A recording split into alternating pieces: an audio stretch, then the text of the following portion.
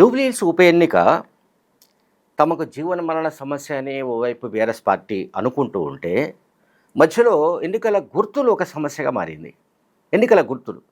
BRS party గుర్తు, ఎన్నికల గుర్తు మనందరికీ తెలుసు కారు గుర్తు. ఈ కారు గుర్తుకు పోలిన గుర్తులు లైక్ రోడ్ రోలర్ అండ్ రోలర్‌తో పాటు చపాతీ మేకర్, రోటీ మేకర్ అంటాం కదా! చపాతీ మేకర్. ఇటువంటి గుర్తులు, సబ్బు పెట్టె లైక్ ఇవన్నీ కూడా ఏంటంటే దాంతో పోలి ఉంటాయి. అవి కారు లాగే కనిపించవచ్చు అన్నది అట్లా కనిపించిన కారణంగా ఈ గుర్తుల గందరగోళంతో తాము గతంలో కూడా తీవ్ర నష్టాలకు గురయ్యాము, తమకు చేదు అనుభవాలున్నాయి అంటూ బీఆర్ఎస్ పార్టీ ఏం చేసిందంటే కేంద్ర ఎన్నికల కమిషన్కు గతంలో ఫిర్యాదు చేసింది. అంటే గతంలో కేంద్ర ఎన్నికల కమిషన్కు వాళ్ళు ఒక రిప్రజెంటేషన్ చేశారు బీఆర్ఎస్ నాయకత్వం. ఏమిటంటే కారు గుర్తు పోలిన గుర్తులు ఏవి ఉండకూడదు, మొత్తం తీసి అవతల పారేయండి. పైగా తెలంగాణలో మా గుర్తు తప్ప, కారు గుర్తు తప్ప, కారు గుర్తుతో పోలిన గుర్తులుంటే ఈ ఓటు వేసేవాళ్ళు పొరపాటు ఆ గుర్తులకు వేస్తే మా కొంప మునుగుతుంది అన్నది వీళ్ళ వాదన. సరే, కేంద్ర ఎన్నికల కమిషన్ దాన్ని మరి వాళ్ళ విజ్ఞప్తిని బహుశా సీరియస్గా తీసుకున్నట్లేదు పాపం. అందువల్ల ఇప్పుడు జూబ్లీహిల్స్ ఉప ఎన్నిక సందర్భంగా గుర్తుల కేటాయింపులో ఈ కారు గుర్తును పోలిన గుర్తులు కూడా వచ్చేసాయి. ఇప్పుడు ఏదైతే బ్యాలెట్ పైన ఫస్ట్ నంబర్ వచ్చేసి బీజేపీ అభ్యర్థి లంకల దీపక్ రెడ్డి ఉన్నాడు. నంబర్ 2 వచ్చేసి కాంగ్రెస్ పార్టీ అభ్యర్థి నవీన్ యాదవ్ ఉన్నాడు. 3వ నంబర్లో బీఆర్ఎస్ పార్టీ అభ్యర్థి మాగంటి సునీత ఉన్నారు. అయితే 5th ప్లేస్లో, అంటే 5వ నంబర్లో తెలుగు రాజ్యాధికార సమితి అనే పార్టీకి చెందిన అభ్యర్థికి సబ్బు పెట్టె గుర్తొచ్చింది. 9th ప్లేస్లో అంబోజీ బుద్ధయ్య అనే వ్యక్తికి గుర్తొచ్చింది. ఇది చపాతీ మేకర్ గుర్తొచ్చింది ఆయన బుద్ధయ్యకు.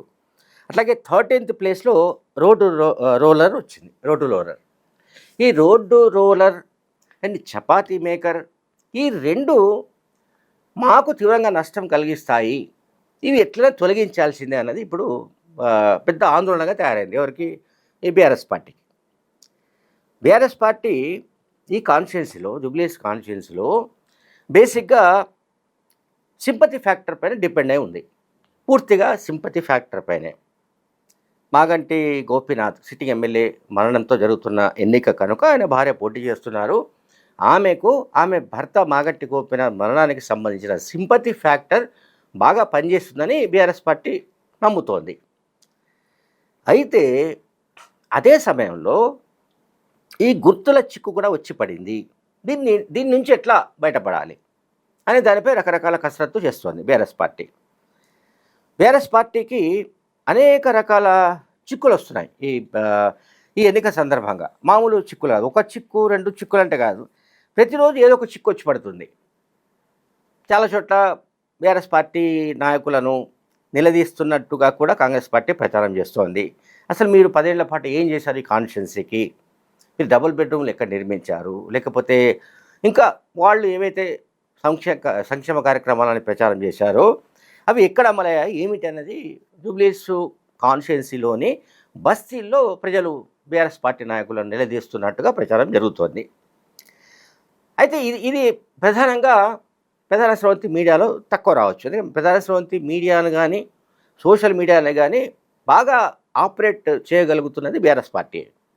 కానీ బీఆర్ఎస్ పార్టీకి మినహా ఈ దేశంలో బీఆర్ఎస్ పార్టీ కంటే ధనిక పార్టీ మరొకటి లేదు కనుక ఆ పార్టీ పెద్ద ఎత్తున డబ్బు ఖర్చు చేయడానికి, లేకపోతే సోషల్ మీడియా పైన పెద్ద ఎత్తున ధనబలాన్ని ఉపయోగించడానికి వాళ్ళకేమీ ఇష్యూస్ ఏం లేవు.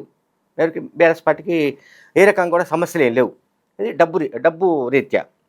సరే, ధనబలం పక్కన పెడదాం, అండ్ సింపతి బలం, ఈ రెండు కాకుండా ఇప్పుడు ఈ గుర్తులు వచ్చి పడింది. గుర్తుల సమస్య ఒకటి వచ్చి పడింది. దీన్ని ఎట్లా ఓవర్కమ్ కావాలి, ఎట్లా చేయాలి అనే దానిపైన వాళ్ళు తర్జన భర్జన పడుతున్నట్టు తెలుస్తుంది. అయితే ఒకవేళ నిజానికి జూబ్లీ హిల్స్‌లో బీఆర్ఎస్ పార్టీ సోషల్ మీడియా ప్రచారం చేసుకుంటున్నట్లుగానే మెజారిటీ ప్రజలు బీఆర్ఎస్ పార్టీ వైపే ఉన్నారనుకుందాం. బీఆర్ఎస్ పార్టీకే ఓటు వేయాలి అని కంకణం పట్టుకున్నారని అనుకుందాం. ఇంకా వాళ్ళు చపాతీ మేకరు లేకుంటే రోలర్ గుర్తు, ఇంకొక సబ్బు పెట్టే గుర్తు, ఇంకో గుర్తు వైపు వాళ్ళు వెళ్ళే అవకాశం లేదు. వాళ్ళు నేరుగా కారు ఎక్కడుందని వెతికి కారు గుర్తుకు గుద్దుతారు. కారు గుర్తుకు గుద్ది దాన్ని గెలిపించడానికి ప్రయత్నిస్తారు. మరి ఆ లాజిక్ ఎందుకో వీళ్ళు మర్చిపోతున్నట్టు కనబడుతోంది. ఎవరు? BRS party. ఇప్పుడు జూబ్లీహిల్స్ కాన్స్టిట్యుయెన్సీలో రైట్ ఏరియాస్ డిఫరెన్స్‌గా ఉన్నాయి. మనం చాలా సందర్భాలు చెప్పుకున్నాం. ఎలైట్ సెక్షన్ పీపుల్ లేకపోతే సంపన్న వర్గాలు ఉండే ఏరియాలు కొన్ని ఉన్నాయి. బస్తీలు ఉన్న ఏరియాలు కొన్ని ఉన్నాయి. లైక్ రహమత్ నగర్, లేకపోతే ఎర్రగడ్డ, బోరబండ ఇటువంటి ప్రాంతాలు ఉన్నాయి. ఈ బస్తీల నుంచి ఎక్కువ ఓట్లు పడే అవకాశం ఉంది కనుక ఈ బస్తీల నుంచి పడే ఓట్లల్లో ఒకవేళ ఈ కారు గుర్తును పోలిన గుర్తులకు కనుక ఓట్లు పడితే తమకు నష్టం జరుగుతుందని, తమకు ఖచ్చితంగా ఈ గెలుపోటములపై ప్రభావం చూపవచ్చునన్న ఆందోళన కూడా బీఆర్ఎస్ పార్టీలో వ్యక్తమవుతోంది. అంటే బీఆర్ఎస్ పార్టీ ఏదైతే ప్రచారం చేసుకుంటున్నదో దానికి భిన్నంగా మళ్ళీ ఆ పార్టీ ఆందోళన చెందుతోంది. చూడండి, ఇది చాలా కాంట్రడిక్షన్ వ్యవహారం. ఇది వైరుధ్యభరితమైంది. ఎందుకంటే ఒకవేళ ప్రజలు కాంగ్రెస్ పార్టీకి వ్యతిరేకంగా ఉంటే, ముఖ్యమంత్రి రేవంత్ రెడ్డి ప్రభుత్వానికి వ్యతిరేకంగా ప్రజలు ఉంటే, బీఆర్ఎస్ పార్టీకే ఓట్లు వేయాలి అని అనుకొని ఉంటే, అట్లాగే కాంగ్రెస్ను అధికారంలోకి తీసుకురావడం వల్ల తాము బాధపడుతున్నామని జరుగుతున్న ప్రచారమే నిజమైతే, ఇంకా వాళ్ళు కారు గుర్తు అనేది నంబర్లో ఎక్కడ ఏ చివరి నంబర్లో ఉన్నా ఎక్కడున్నా దాన్ని వెతికి అక్కడ ఖచ్చితంగా తన ఓటు హక్కు ఉపయోగించుకుంటాడు. అంటే కారు గుర్తు పైన ఓటు వేస్తాడు ఓటర్. ఇక్కడ కారు గుర్తు కాకుండా దానికి పోలిన గుర్తులు ఉన్నాయి, ఆ గుర్తులు తొలగించండి, ఆ గుర్తులు తీసిపారేయండి, మా కారు గుర్తు ఒకటే ఉండాలి. ఇంకా వీళ్ళు ఎక్కడి దాకా పోగలరంటే బీఆర్ఎస్ పార్టీ వాళ్ళు అసలు బ్యాలెట్ పైన ఈవీఎంలో ఏవైతున్నాయి ఈవీఎంలలో మాకు కారు గుర్తు తప్ప ఏ గుర్తు లేకుండా చేయండి అని కూడా అనగలరేమో. అంటే మొన్న 2023లో ఓడిపోయి అందరూ బతికిపోయారు, కానీ లేకపోతే పరిస్థితి ఇంకా గంభీరంగా ఉండేది. నిజానికి చాలామంది చెప్తున్న మాట ఇది. పరిస్థితి చాలా గంభీరంగా ఉండేది. అది ఎంత గంభీరంగా ఉండేదో మనం ఊహించలేకపోతాం మనం.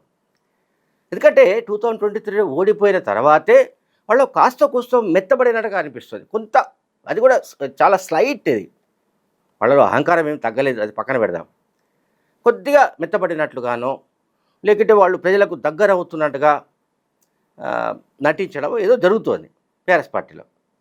కానీ ఒకవేళ 2023లో కనుక మళ్ళీ గెలిచి ఉంటే, థర్డ్ టైం కేసీఆర్ ముఖ్యమంత్రి అయి ఉంటే, ఖచ్చితంగా వాళ్ళు ఎలక్షన్ కమిషన్ మెడపట్టి, లేకుంటే ఎలక్షన్ కమిషన్ను ఏమంటారు మన మెడలు వంచి ఖచ్చితంగా అసలు ఈ కారు గుర్తుతో సమీప పోలికలు ఏమున్నా కూడా అటువంటి గుర్తులన్నింటినీ తొలగించే వరకు పోరాడేవాళ్ళు కావచ్చు. ఢిల్లీలో కూర్చొని ఎట్టి పరిస్థితుల్లో పోరాడేవాళ్ళు.